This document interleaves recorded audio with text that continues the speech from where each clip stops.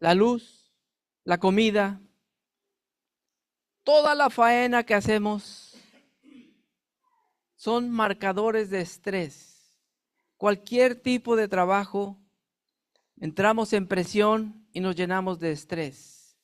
Después de un día agotador, en verano en 110 grados Fahrenheit, llegamos abrumados a la casa, agotados, agobiados, y tenemos cansancio acumulado día tras día. Hay cansancios que no se reparan con una siesta. Hay cansancios que nos rebasan. Hay cansancios como aquello que tú quieres sonreír cuando por dentro quieres llorar. Cansado de aparentar que estás bien, pero en realidad estás mal. Estás a punto de derrumbarte. En ocasiones venimos a la iglesia con una sonrisa por fuera, pero por dentro estamos batallando y diciendo no puedo más. Por estas razones y muchas más, Jesús te invita a aprender de Él. Esta es mi tesis. Es muy sencilla mi tesis. Jesús te invita a aprender de Él.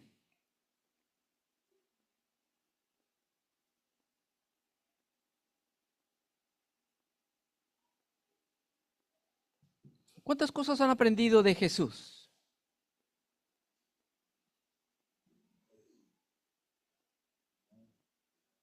Muchas. Sí, dígame alguna, por favor.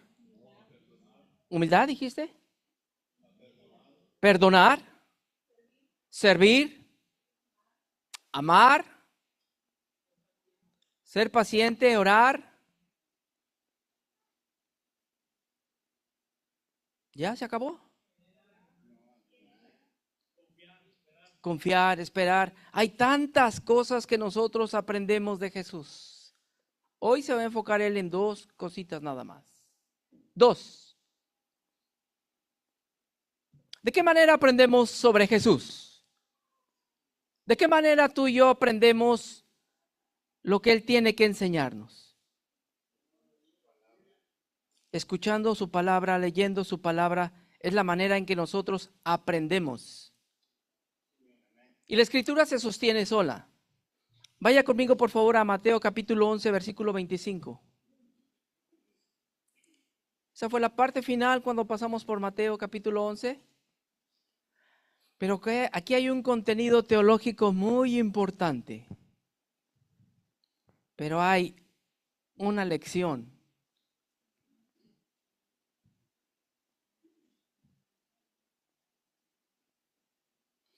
Cada vez que yo me siento a leer la escritura, el Señor me enseña quién es Él.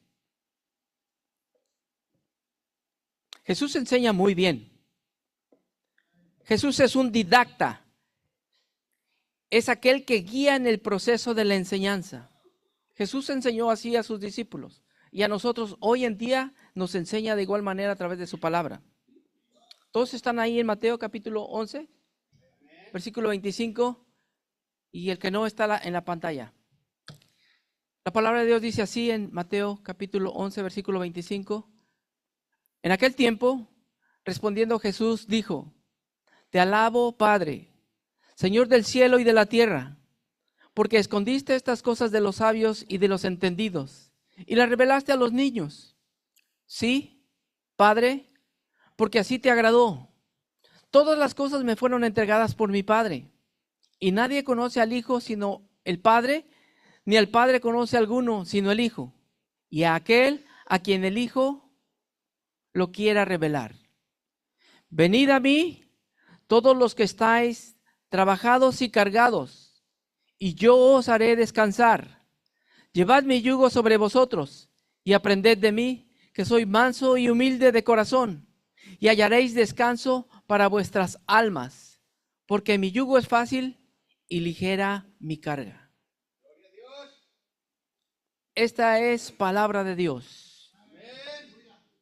¿Cuántos saben que Jesús es la fuente del conocimiento? Mi punto número 1 es ese. Jesús es la fuente del conocimiento. Él dijo: yo soy el alfa y la omega, el principio y el fin.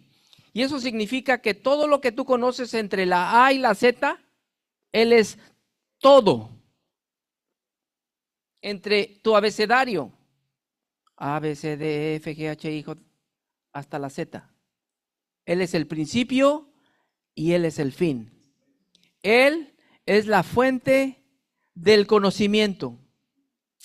Nosotros hemos estado analizando el libro de Mateo y al paso de las semanas observamos cómo Jesús está en el campo con sus discípulos, haciendo milagros, sanando enfermos, liberando demonios, a los endemoniados. Ha pasado por Capernaum, pero Jesús reprendió a las personas donde había hecho milagros y no se arrepintieron. Uno de ellos fue Corazín y Betsaida, agregado Capernaum. Jesús también usó una ilustración comparando a la generación de los muchachos que se sentaban en las plazas, dando voces a otros y diciendo, tocamos flauta y no bailaron, cantamos endechas y no se lamentaron, sino Juan que no comía ni bebía y dicen, tiene un demonio. Vino el Hijo del Hombre que come y bebe y dicen, mira un hombre glotón y bebedor de vino, amigo de recaudadores de impuestos y de pecadores, pero la sabiduría se justifica por los hechos. Jesús mostraba lo que Él era cuando hablaba, cuando Él actuaba, cuando hacía milagros.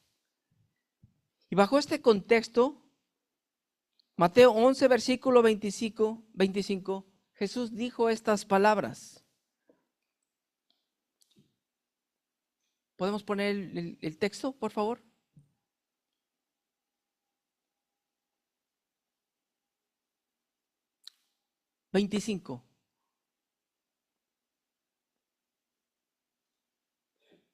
Observe lo que dice Jesús en la primera palabra.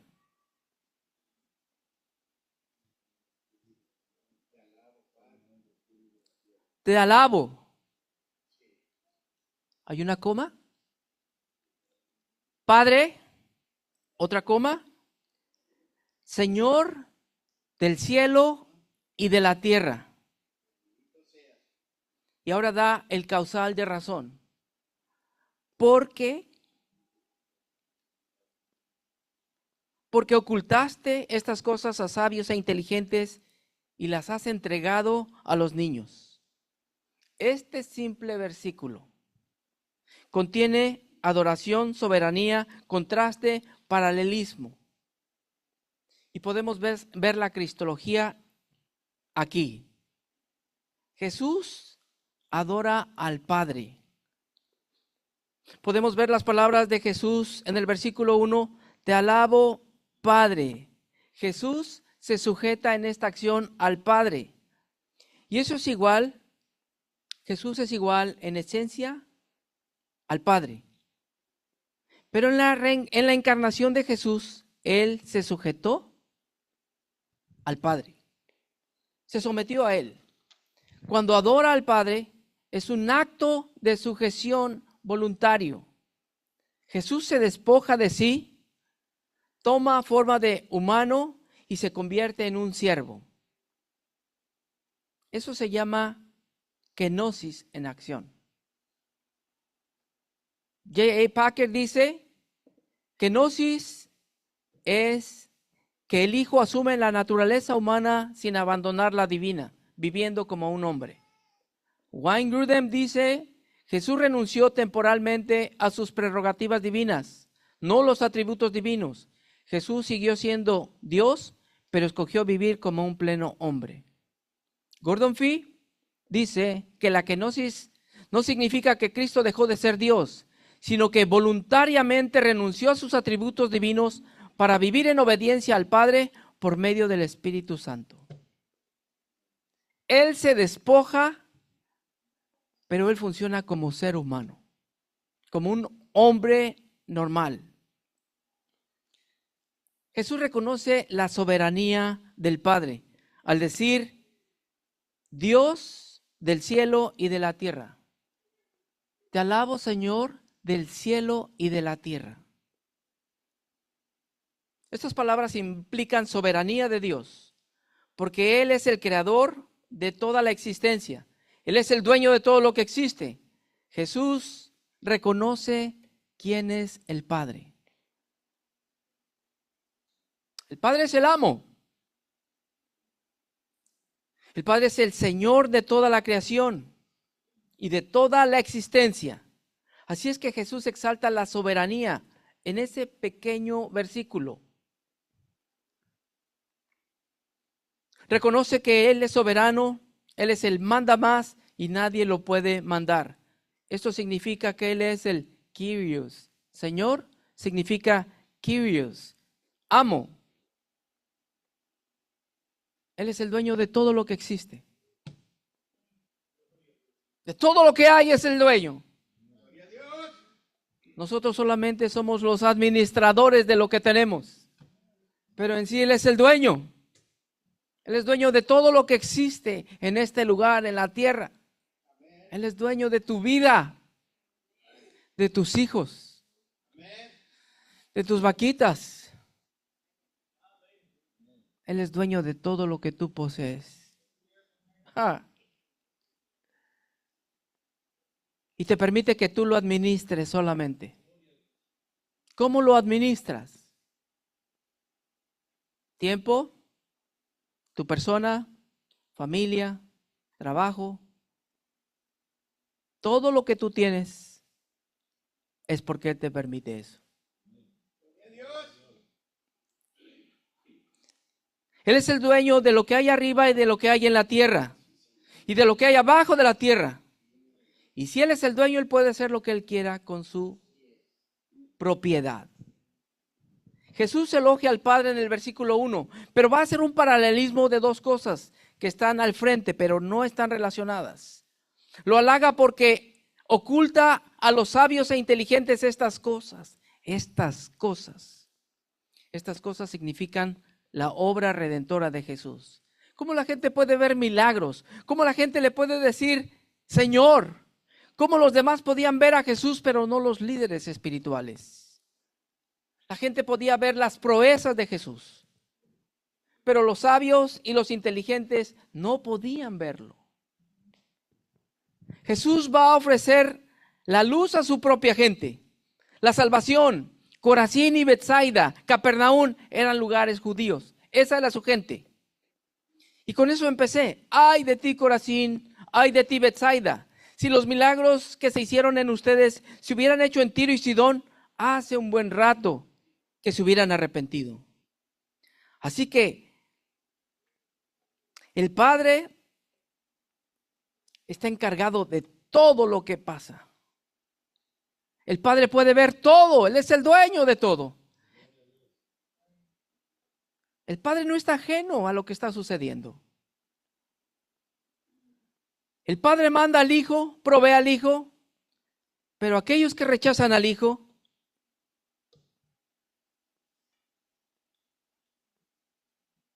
están en un gran dilema. Están en un gran problema por el rechazar a Jesús. El paralelismo que encontramos o el contraste es que el Padre revela el conocimiento y la obra de Jesús al que cree, y al que cree les llama niños. ¿Cómo puede salvarse un pequeño niño y no un adulto? ¿Recuerdan que hemos estado viendo cuando Jesús llama a un niño y dice, si no son como estos niños, no entrarán en el reino de los cielos? Cuando los niños se les comparte allá adentro en sus clases a Jesús, ellos pueden creer muy fácil. Pero un adulto no cree tan fácil. Un adulto le cuesta mucho trabajo creer y confiar. Pero un niño es una esponja para aprender y creer que Jesús es Dios, que Jesús puede salvarlo, que Jesús lo puede perdonar, que Jesús lo puede ayudar. Y ellos lo creen.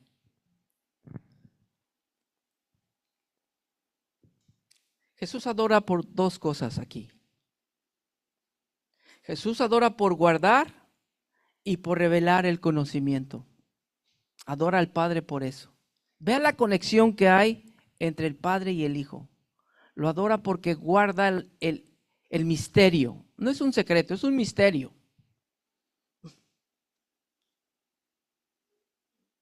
Hay un mosquito por aquí.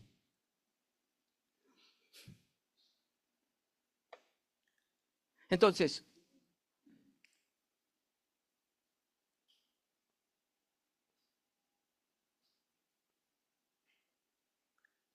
vuelvo a repetir. Jesús adora al Padre por dos cosas. La primera es por guardar y la segunda es por revelar.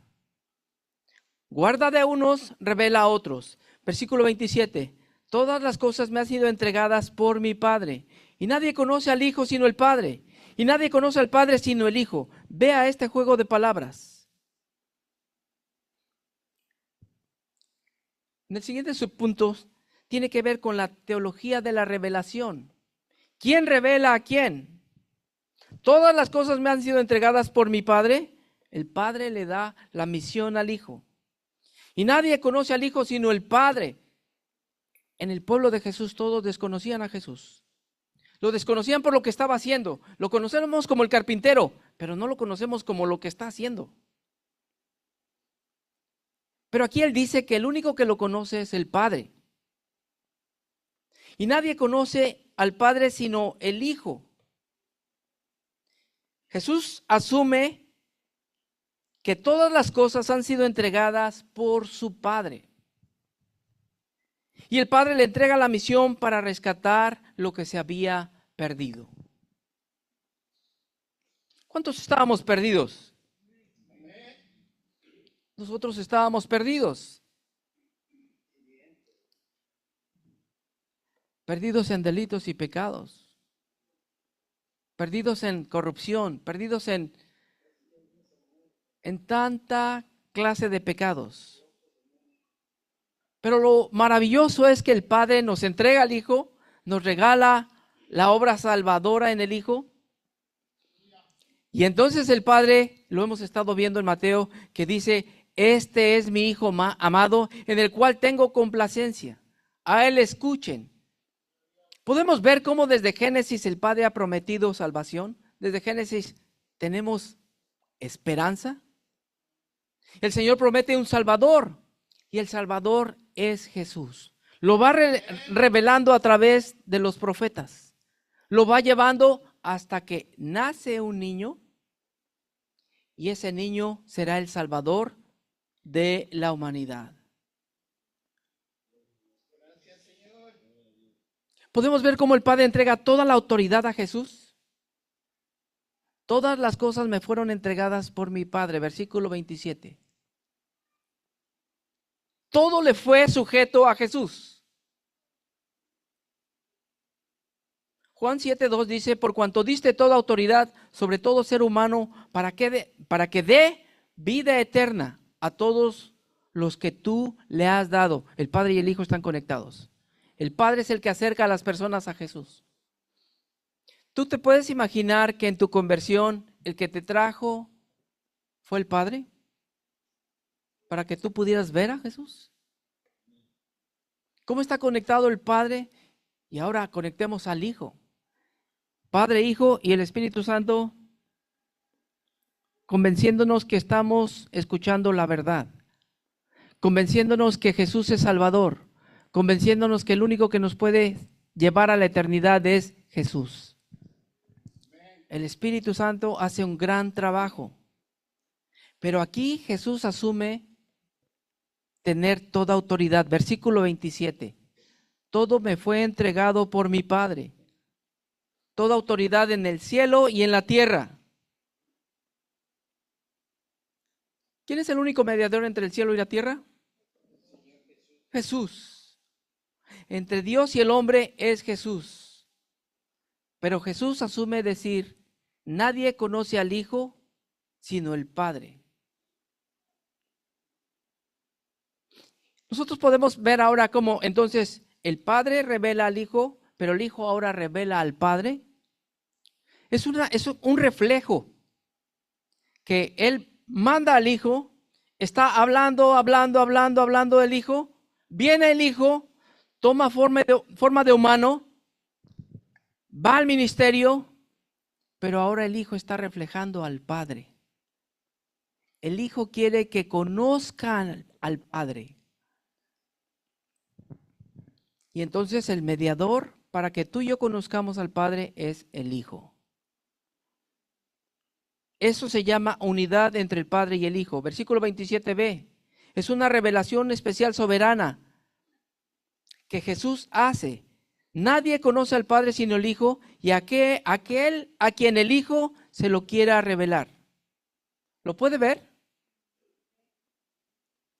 Al final del versículo 27.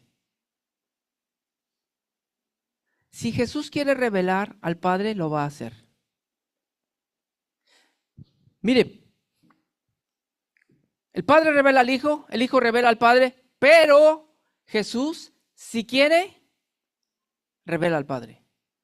Enseña al Padre. Jesús asumió ser el camino. Yo soy el camino, la verdad y la vida.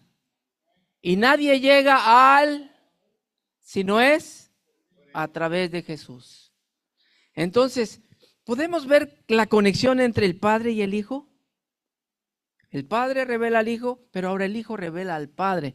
El Hijo es la puerta para entrar al Padre. Tú y yo vamos a llegar al cielo solamente a través del Hijo para llegar al Padre. Necesitamos al Padre. Sí, claro. Claro que sí, porque Padre e Hijo están en unidad. Padre, Hijo y Espíritu Santo están unidos. Tú y yo necesitamos la puerta para llegar al Padre.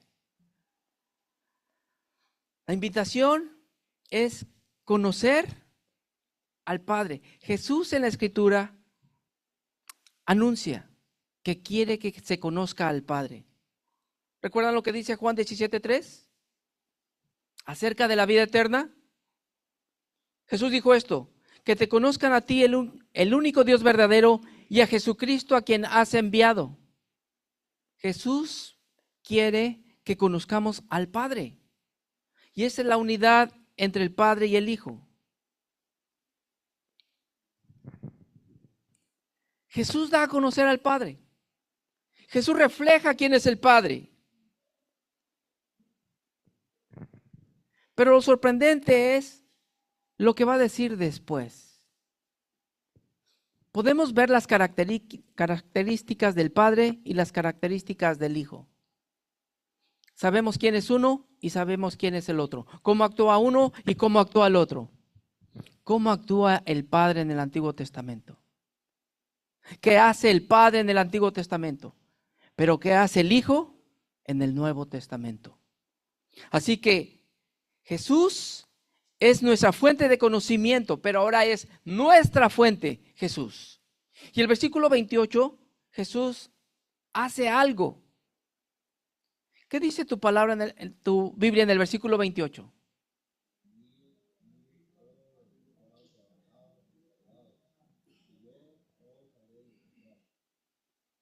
Jesús está haciendo un llamado a ciertas personas con ciertas características, pero promete descanso.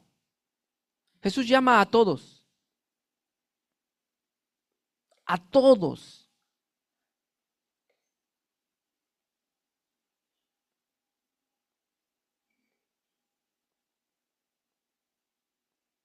Versículo 28. Venid a mí todos los que están cansados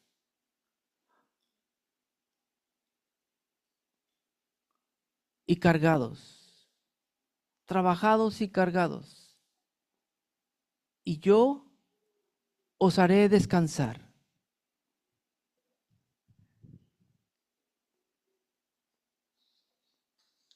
Hermanos, el único que puede ayudarnos es Jesús. No hay nadie más. Nadie más puede ayudarte si no es Jesús.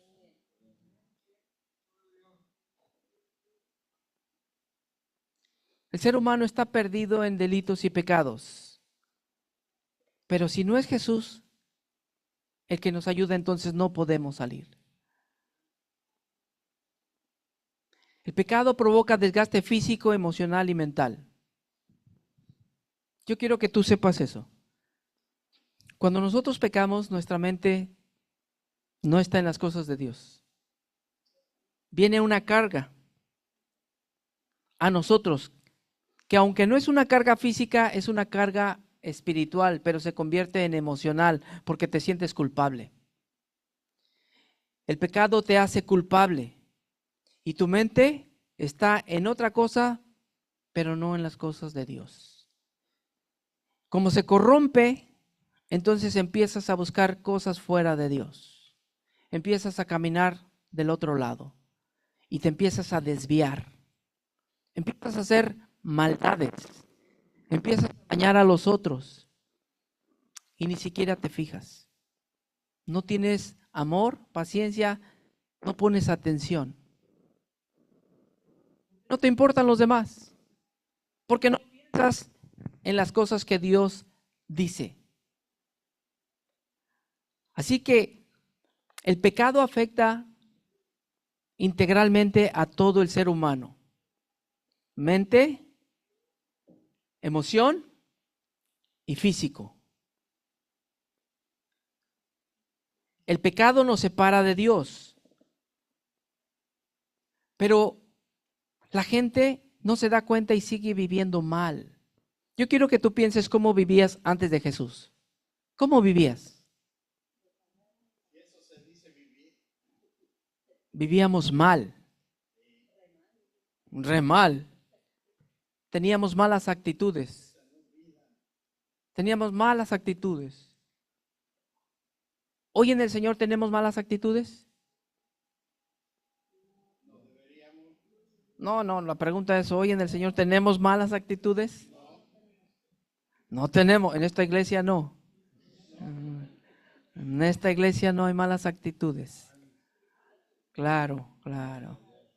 Ya están despertando. En esta iglesia no.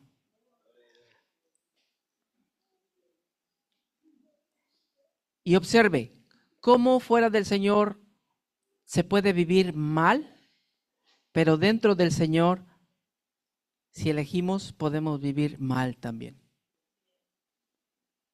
Y aquí está lo peligroso. Tú y yo conociendo, no podemos seguir viviendo mal. Porque la gente que no conoce al Señor no tiene esperanza ni dirección, pero tú y yo tenemos esperanza y dirección. Entonces, si tenemos dirección, no hay razón para no vivir bien. No hay razón para no acatarnos. Así es que Jesús dice, vengan, hace un llamado, vengan a mí los que están cansados y cargados, y yo los haré descansar. Nosotros aún en la iglesia tenemos problemas, sí. Tenemos situaciones difíciles, sí. Pero ¿cómo manejas las situaciones difíciles?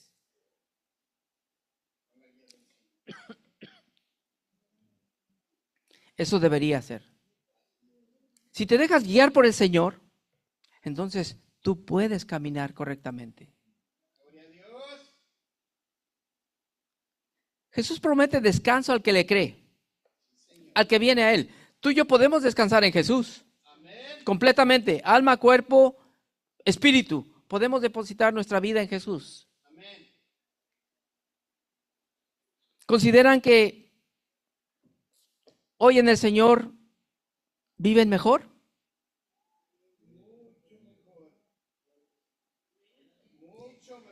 Mejor. Ahora la pregunta es, ¿consideras que puedes vivir mucho mejor que eso? ¿Qué te falta entonces? Obedecer. A mis hijos cuando llegaban con un 9 a la iglesia, a la casa, le decía, ¿qué te faltó para el 10? Pues un punto, pa. Pues era lo que necesitabas.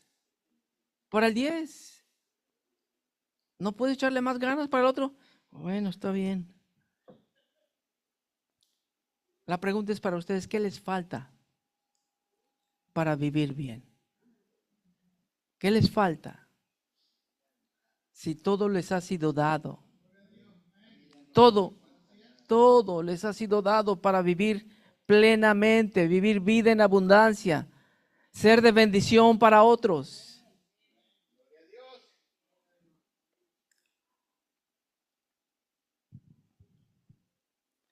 Esta porción dice, si estás fatigado y cansado, Jesús llama a los pobres de espíritu, los que tienen hambre, los que tienen sed de justicia, los que reconocen su pecado, los que saben que el pecado es una carga espiritual.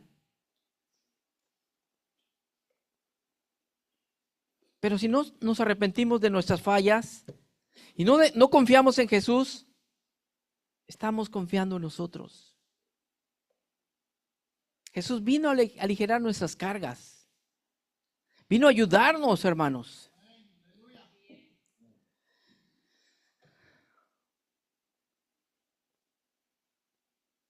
Jesús dice algo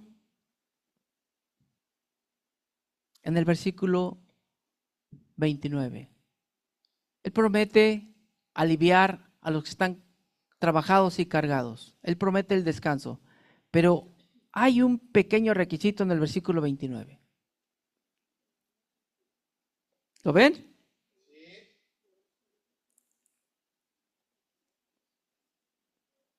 Da una indicación. Y eso es tomar el yugo de Jesús. Tomar el yugo de Jesús. El día que pasamos por esta lección, yo les dije, ¿cómo es que Jesús usa el yugo que normalmente usaban en las yuntas para arar la tierra?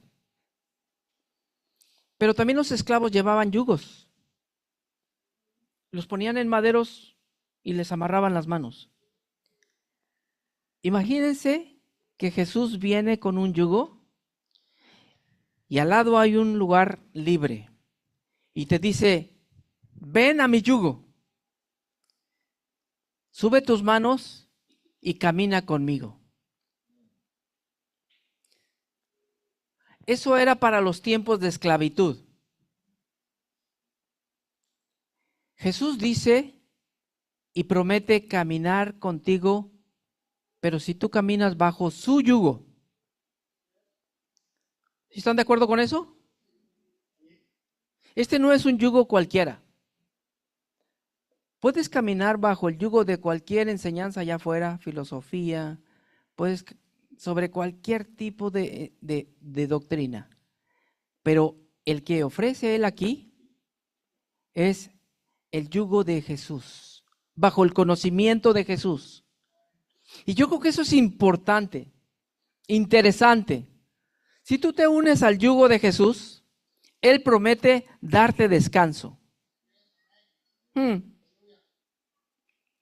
Jesús usa una imagen de tiempos antiguos, pero la idea es estar junto con Jesús. Y Él te invita a caminar con Él.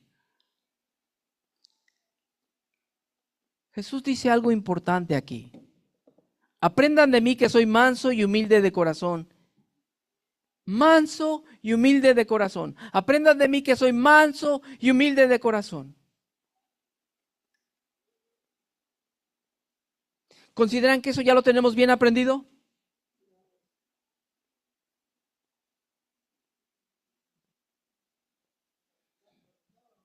¿Practicado o no? Entonces, ¿significa que no estamos caminando bajo el yugo de Jesús? Es muy importante esto, hermanos. Miren, Él nos invita. Ayer nos invitaron a una fiesta. ¿Cuántos vinieron a la fiesta? Casi todos. Y no fallaron. Pero ¿qué tal cuando Jesús dice, ven conmigo, te invito a que camines conmigo? Pero vas a caminar para que aprendas humildad y mansedumbre. Yo quiero que camines bajo humildad y mansedumbre. La iglesia debería caminar así.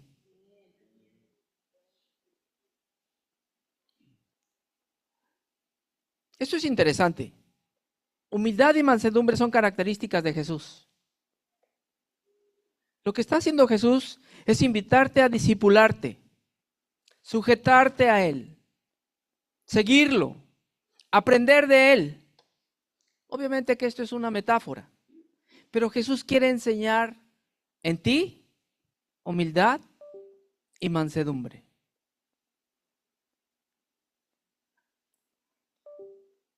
¿Recuerdan de qué es parte la mansedumbre? Oh, eso lo tienen que saber.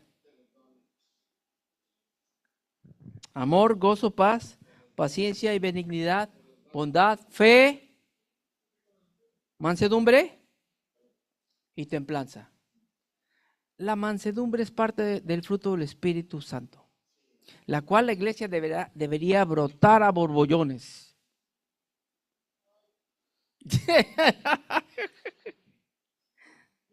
La iglesia debería de reflejar la mansedumbre en todo momento, porque ese es fruto del Espíritu Santo. Pero ¿cuántos somos como Pedro? Pedro Ramírez, exactamente. Te hubieran puesto Pedro Ramírez. Aquí solamente habemos dos, Pedro Ramírez y yo. Los demás, ¿saben cómo hemos visto a Pedrito en Mateo? Y lo vemos mal a Pedrito. Pero ¿sabes que tú y yo podemos ser un Pedro? ¿Sí lo saben o no? Podemos ser imprudentes como Pedro. Podemos fallar como Pedro. Pedro no era manso. No, era intrépido, era agresivo, era impertinente. La palabra mansedumbre es praus, apacible. No es pasividad, no es debilidad, sino fuerza bajo control dirigida por el Espíritu Santo. En un corazón regenerado, tiene efecto hacia Dios y hacia sus semejantes. Qué interesante esto. Un corazón regenerado. Si tú has recibido a Jesús como Señor y Salvador, tu corazón ha sido regenerado. Por consiguiente, la mansedumbre debe ser parte de tu vida hoy. ¿Sí o no? ¿Jesús era manso? Jesús era manso. Él lo dijo. Aquí dice, hermanos, yo quiero que ustedes lo vean. Versículo 29. Lleven mi yugo sobre ustedes y aprendan. Esta es la invitación, aprender de Él. Esto es lo que hay que aprender de Él.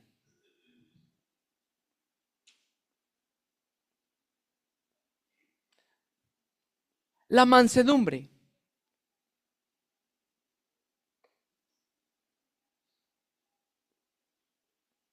La mansedumbre en el fruto del Espíritu Santo ocupa el número 8.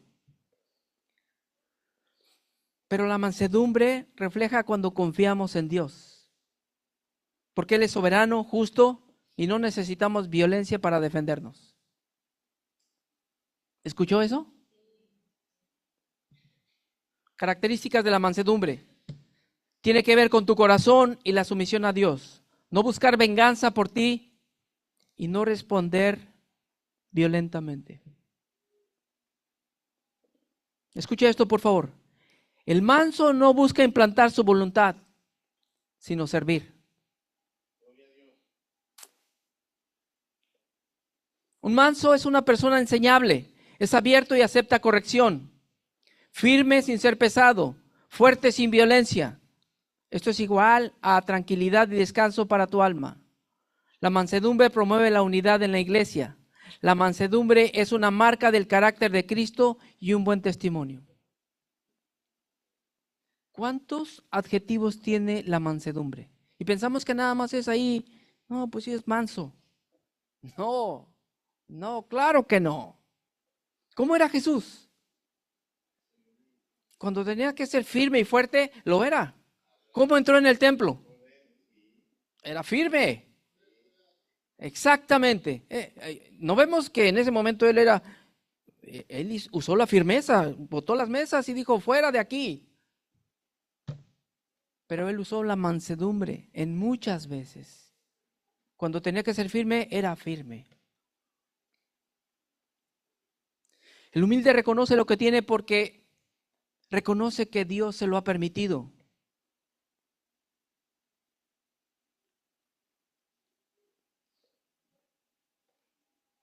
La mansedumbre, hermanos, tiene mucho que ver en nuestras personas.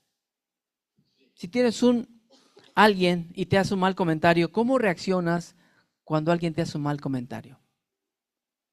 ¿Eres manso y humilde? ¿O te enojas? ¿Te molesta lo que te dice? ¿Qué hay con tu mansedumbre? Ahora ya no, Pedro Ramírez, gracias. De hoy en adelante te vamos a cambiar el nombre. Saca la espada. Pedro Ramírez. Hermanos, un mal comentario puede irritarnos y no estás ejercitando mansedumbre.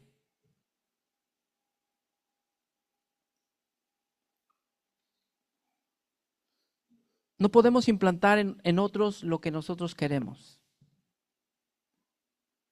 No, entonces estamos jugando a ser Dios. Deberíamos respetar a los demás.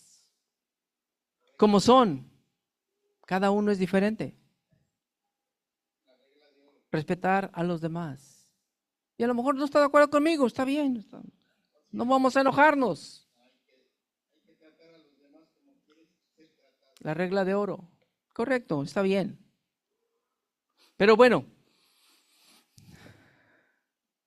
en lo que refiere a la humildad, que es la otra parte que él dice, aquí está su anatomía. Taipeinos. Es una persona que reconoce que es pequeño delante de Dios. Un humilde suma valor a los demás y no es arrogante. Suma valor a alguien más. ¿Cómo dice Jesús? Trata a los demás como más importantes que tú. La humildad proviene de Dios y después de ti, cuando lo aprendes. Cuando Él regenera nuestro corazón, la humildad ya la podemos vivir. El humilde no se exalta a sí mismo, no se siente superior a los demás, confía en Dios. Cuando sirve, piensa en los demás. ¿Recuerdan cuando Jesús lavó los pies? Ese fue un ejemplo de humildad, el más grande que yo he visto. Pero Jesús dijo, el que quiera ser grande entre ustedes será el servidor. La humildad es la llave para crecer espiritualmente. Muchas veces queremos crecer, pero no hay nada de humildad. No, yo quiero aprender, yo quiero ser, yo quiero aquí y allá, pero no hay nada de humildad. Cuando nuestros corazones son transformados, el Señor promete descanso. Pero Él encierra esto en una frase. Mi yugo es fácil y ligera mi carga. ¿Consideran ustedes que el yugo de Jesús es fácil y la carga es ligera? Caminando con Él, sí, por supuesto que sí. Sí, si tú caminas con el Señor, la carga es ligera. Se va a aligerar la carga. Cualquier cosa, amárrate con Jesús, camina con Él. Pero si te empiezas a soltar, si te empiezas a quedar, la carga viene sobre ti nuevamente. Jesús dice, mi carga es ligera.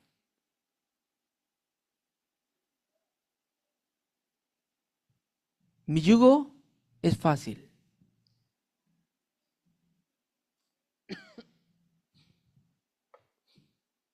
Jesús pide que caminemos en fe con Él, que creamos sus enseñanzas, que creamos sus palabras. Cuando hacemos esto, su carga es fácil. No se va a convertir en carga para ti. Tomar su yugo, aprender mansedumbre y humildad, sus mandamientos no serán carga, sino un deleite hacer su voluntad. ¿Te ha pasado eso? ¿Te ha pasado que cuando tú agarras la onda, lo que el Señor te diga no es difícil? Es fácil. El Señor me dice que lo haga así, claro, claro que sí.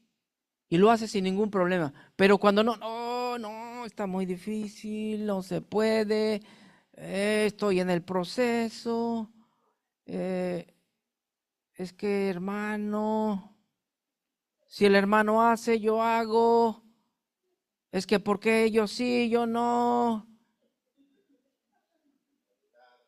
Muy tarde, no, está demasiado en la iglesia. ¿Sabes qué? Me estás pidiendo mucho, pastor. Uf, no. Rebosa de humildad.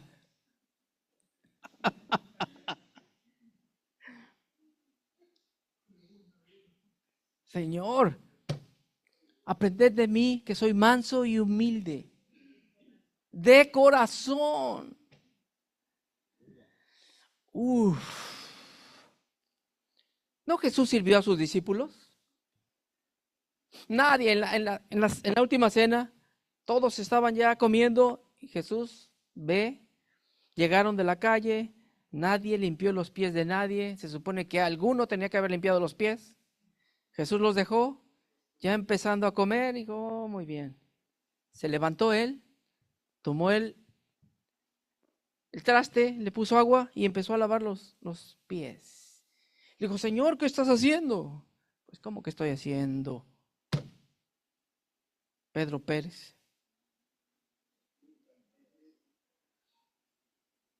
Señor, no me laves, no me laves. Si no te lavo, entonces no tienes parte conmigo. Pero, hermanos, ¿qué enseñanza más grande de humildad si no es esa? Y no, Jesús sirvió a todos, porque el Hijo del Hombre no vino a ser servido, sino a servir. ¿Cuánta humildad nos enseña Jesús? Y tú y yo necesitamos aprender mansedumbre y humildad. Son dos cositas hoy nada más. Miren que no nos atiborró con ta. No, dos cositas.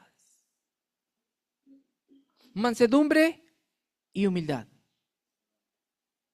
Si nos calificara hoy el Señor, ¿en qué número te pondrías del 1 al 10? Mansedumbre y humildad. Ya, ahí como que el sillón como que empieza a molestar. Ni de panzazo lo harías. Gracias por tu honestidad. Reprobado, uff. Ay, Dios mío. ¿Ustedes se imaginan que el Señor nos hiciera un examen de mansedumbre y humildad? Fíjense cómo están conectados la mansedumbre y la humildad. Por el contrario, si no eres manso, eres violento, iracundo. Pero entonces no hay humildad. ¿Qué ocurre cuando tú eres iracundo o violento? Cuando alguien te hace algo, reaccionas sin humildad y al contrario, vas a ser agresivo y vas a ser pesado. ¿Por qué Jesús habrá escogido estos dos adjetivos? Humilde y manso. Aprended de mí que soy manso y humilde. ¿Por qué creen?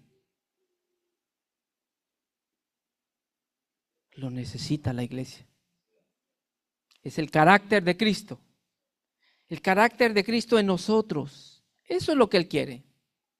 ¿Quieren una iglesia llena? Tampoco. El carácter de Cristo se tiene que ver en nosotros. El carácter de Jesús. El éxito de una iglesia no está en el número de gente. El éxito de una iglesia está en el carácter de Jesús en las personas. Si hay el carácter de Jesús en las personas, entonces la iglesia está exitosa. Si no hay carácter de Jesús en las personas, la iglesia no está haciendo nada. No son los números. Es lo que conocemos y lo que hacemos. Eso es.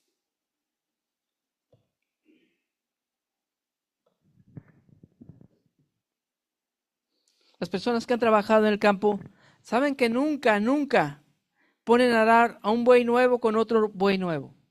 ¿Cuántos? ¿Aquí hay alguien del campo? ¿Conocen eso? De que nunca ponen a un buey nuevo con otro nuevo. Siempre tienen que poner a un viejo con un nuevo.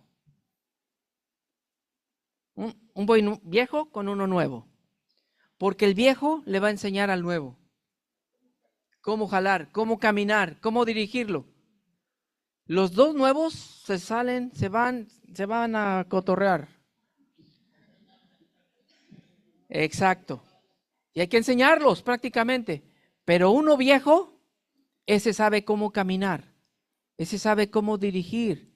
Él le da solamente unos 2, 3 instrucciones, él solito ya sabe. Y se lleva al nuevo y lo enseña. Eso es lo que hace la gente o hacía la gente en el campo. El joven aprendía del viejo. El yugo de Jesús es una de las lecciones que tenemos que pasar tú y yo. Caminar con Él, porque Él carga la mayor carga. El mayor peso lo lleva Él. Nosotros solamente aprendemos caminando a su paso. Fíjese cómo los animalitos caminan y aprenden el paso. Si tú te unes al yugo de Jesús y caminas con Él, tú aprendes su paso. Escuchas su palabra, aprendes sus mandamientos. Meditas en su palabra, piensas como Jesús. Lo interesante es que nosotros caminemos ahí, que lo hagamos.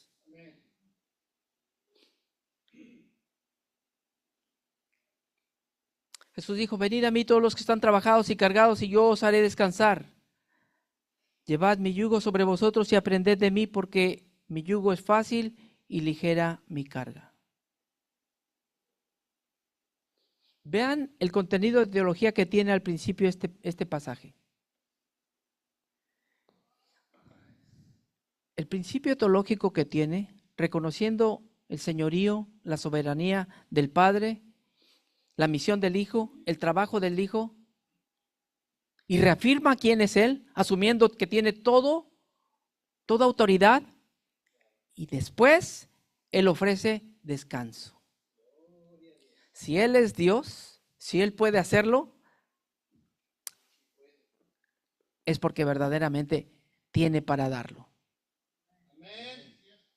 Eso es así. Y yo pregunto, ¿cuántos han descansado aquí en Jesús? La gran mayoría hemos descansado en Jesús. Pero tal vez aquí haya alguien que no ha descansado en Jesús. Tal vez aquí haya alguien o en la red hay alguien que no conoce de Jesús. Y esta es una buena oportunidad para descansar en Jesús. Pidamos a Dios que ayude a las personas que no conocen de Él y pidamos que les dé la oportunidad de salvarse, de que escuchen que Jesús es el único Salvador en la tierra, que el único que puede ayudarlos y perdonar sus pecados es Él. Padre bueno que estás en el cielo, esta mañana reconocemos tu bondad hacia nosotros primeramente, reconociendo que tú eres maravilloso, que el único que perdona pecados eres tú. Toda autoridad fue entregada por el Padre a ti, todo está sujeto en tus manos, Señor. Y el único que puede perdonarnos eres tú. Si aquí hay alguien que no conoce a Jesús y quiere recibir a Jesús como Señor y Salvador, levante su mano.